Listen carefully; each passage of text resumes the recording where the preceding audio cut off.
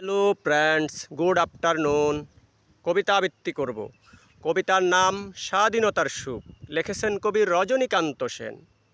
এই ভিডিওটি একযোগে সরাসরি সম্প্রচার হচ্ছে কুমিল্লা জেলার বরুড়া উপজেলার খাটাইয়া গ্রামের ফ্রান্স প্রবাসী লোকমান ভাইয়ের বাড়ির পাশ থেকে।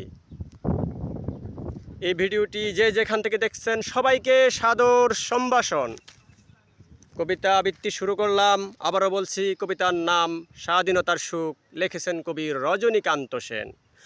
বাবুই পাখির ডাকি বলিছে চড়াই, কুড়ে ঘরে থেকে কর শিল্পের বড়াই।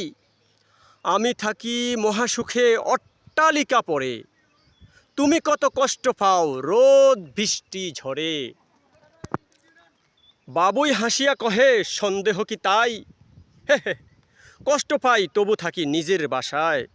ফাঁকা হোক তবু ভাই পরেরও বাসা, নিজ হাতে গড়া মোর কাঁচা মোর খাসা।